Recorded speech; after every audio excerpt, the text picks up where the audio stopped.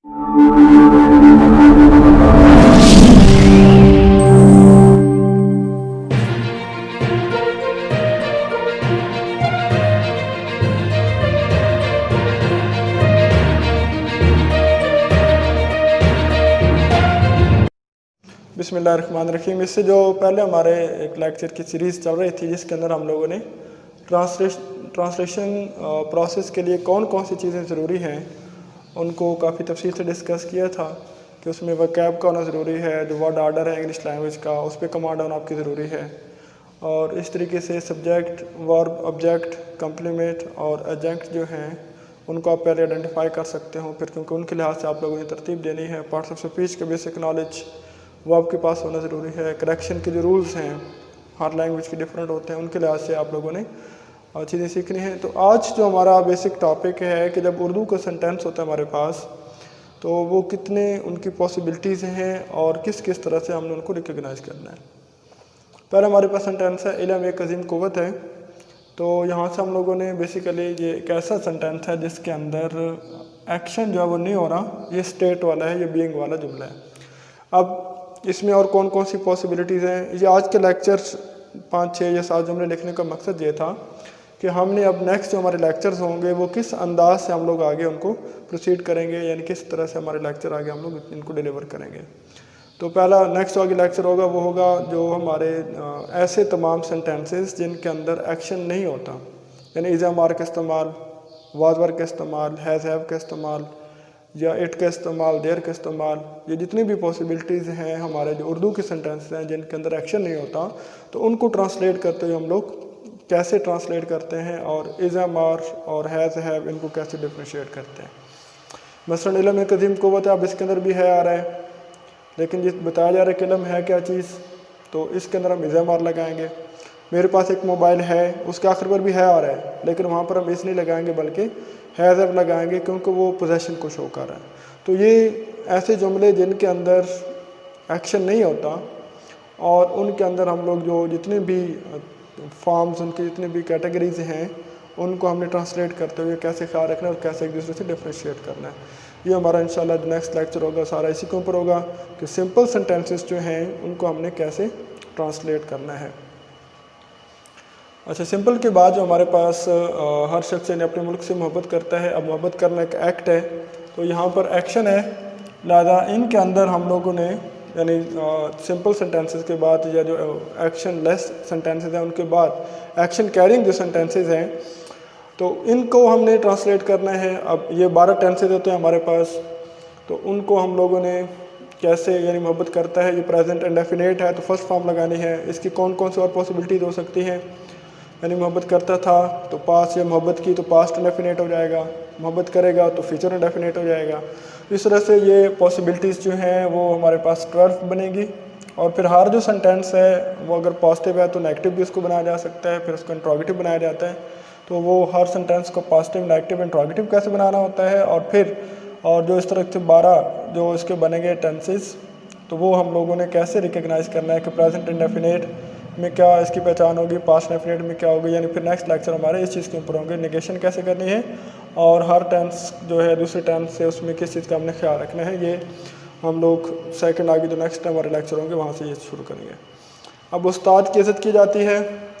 अब ये दोनों एक तरह से प्रेजेंट इंडेफिनेट के जुमले हैं, लेकिन इनमें फ़र्क ये है कि ये एक्टिव वॉइस का सेंटेंस है और ये पैसिव वॉइस का सेंटेंस है। तो हमने अब पैसिव वॉइस को ट्रांसलेट उर्दू में हमें कैसे पता चलेगा कि ये एक्टिव वॉइस है, ये पैसिव वॉइस है, ये कैसे आइडेंटिफाई करते हैं। और फिर इनके स्ट्रक्चर में यहाँ पर हम लोग फर्स्ट फॉर्म लगा रहे हैं, तो और यहाँ पर जो है इज़ा मार और हमें थर्ड फॉर्म लगाना पड़ेगी। तो पहले हमें आइडेंटिफाई करना पड़ेगा कि एक्टिव कौन सा है और पैसिव कौन सा है। तो ये भी इस तरीके से हम लोग इसको आइडेंटिफाई भी करेंगे कि इसको सबसे पहले जब उर्दू का जुमला लिखा आता है एक्शन वाला, दोनों में एक्शन हो रहा है, लेकिन दोनों में प्रेजेंट डेफिनेट भी है, ताहत ये दोनों में इस्तेमाल हो रहे हैं। अब ये एक्टिव है ये पैसिव, ये पहले हमने डिटरमिन करना होता है क्योंकि एक्टिव का स्ट्रक्चर और है और पैसिव का स्ट्रक्चर और है। अगर हम इसको ट्रांसलेट करें तो फिर बनेगा every person loves his country और द टीचर इज़ रिस्पेक्टेड। तो यहाँ पर हमारा हम थर्ड फॉर्म लगा रहे हैं क्योंकि ये पैसिव वॉइस था और यहाँ पर जो है ये एक्टिव वॉइस है। अच्छा, ये एक्टिव और पैसिव को डिटरमिन कैसे करेंगे? ये मोहब्बत करता है, मोहब्बत करने वाला कौन? हर शख्स। इसका फ़ाइल दिया हुआ है, इस काम का परफॉर्मर मौजूद है, लिहाजा ये एक्टिव वॉइस होगा। और उस्ताद की इज़्ज़त की जाती है, इज़्ज़त करने वाला कौन? उसका यहाँ पर जिक्र नहीं है, लिहाजा ये पैसिव वॉइस। बाकी ये तफसील से भी डिस्कस करेंगे जब हम इन टॉपिक्स पर पहुँचेंगे। तो यानी पहले हम सिंपल सेंटेंसेस को डिफ्रेंशिएट करना, फिर एक्शन कैरिंग सेंटेंसेस को डिफ्रेंशिएट करना, उसमें एक्टिव और पैसिव के पॉइंट ऑफ व्यू से हम लोगों ने डिफ्रेंशिएट करना है। नेक्स्ट हमारे पास जो है, हमें अपने मुल्क की तरक्की के लिए दिन रात मेहनत करनी चाहिए। अब ये मॉडल सेंटेंस हैं, मॉडल वर्ब इसके अंदर इस्तेमाल होगा, यानी शुड और फर्स्ट फॉर्म लगाएंगे। तो यानी जहाँ 12 टेंसेस ख़त्म होंगे, उनका फिर 8 टेंसेस हैं जिनका पैसिव वॉइस बनेगा, वो ख़त्म होंगे। उसके बाद फिर मॉडल वर्ब जाते हैं, यानी मॉडल वर्ब जो होते हैं हमारे पास, वो may, might, can, could, shall, should वगैरह, उनका कैसे इस्तेमाल किया जाता है। उनका भी एक्टिव वॉइस होता है और पैसिव वॉइस होता है। तो यहाँ मेहनत करनी चाहिए, ये एक्टिव वॉइस है, क्योंकि मेहनत किनको करनी चाहिए? हमें। इसका सब्जेक्ट दिया गया है, लिहाजा ये we should work hard day and night for the progress of our country. तो ये एक्टिव वॉइस हो जाएगा। और ये मॉडल वर्ब्स का यानी कैसे हम इस्तेमाल करते हैं। फिर अब नीचे जो बना जो हमारे पास, क्योंकि इसके अंदर मैं जैसे बता रहा था कि मॉडल वर्ब्स के अंदर पैसिव वॉइस का स्ट्रक्चर भी इस्तेमाल हो सकते हैं। तालीम के बगैर कोई काबिलियत पेश अख्तियार नहीं किया जा सकता। अख्तियार करने वाला कौन? उसका कोई जिक्र नहीं है, लिहाजा ये पैसिव वॉइस होगा। और मॉडल वर्ब सकता, कैन का यानी इस्तेमाल करेंगे। No honourable profession can be adopted without education. तो यहाँ पर कैन, बी और थर्ड फॉर्म लगाएंगे, वहाँ पर शुड और फर्स्ट फॉर्म लगाएंगे। तो एक्टिव वॉइस का स्ट्रक्चर डिफरेंट है, पैसिव वॉइस का स्ट्रक्चर ये मॉडल वर्ब्स के अंदर इस्तेमाल होगा। ये हमारे जो टेंसेस थे उनके अंदर। और किसानों को दिन रात मेहनत करना पड़ता है। फिर कुछ स्पेसिफिक स्ट्रक्चर हैं, कॉजेटिव वर्ब्स भी हैं। तो ये जितने भी यानी कि जो मॉडल वर्ब से हटकर हैं थोड़ा सा, किसानों को दिन रात मेहनत करना पड़ती है, जो मतलब मजबूरी के तहत काम किया जाता है, तो इसके अंदर भी है हैज़ टू, हैव टू और फर्स्ट फॉर्म लगाते हैं। इस तरह के और जितने भी स्ट्रक्चर हैं, तो वो भी हम लोग जो है वो इन पॉइंट नंबर 6 के अंदर उनको तफसील से डिस्कस करेंगे कि मॉडल वर्ब्स के अलावा बाकी जो स्ट्रक्चर्स हैं वो कौन कौन से हैं, उनको कैसे ट्रांसलेट किया जाता है। Farmers have to work hard day and night, तो ये इसमें आ जाएगा।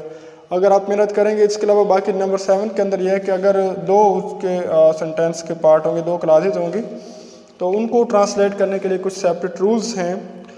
तो उनको हम कैसे, अगर इफ़ यू वर्क हार्ड बज़ाहिर तो ये करेंगे, फ्यूचर की अलामत आ रही है, if you will work hard होना चाहिए, लेकिन अगर कंडीशनल इफ़ वगैरह लगा हो या अनटिल वगैरह, तो फिर हम लोग उर्दू में बेशक वो फ्यूचर का होगा, लेकिन इंग्लिश के अंदर हम लोग उसको प्रेजेंट इंडेफिनिट के पॉइंट ऑफ व्यू से ट्रांसलेट करेंगे। If you work hard you will succeed.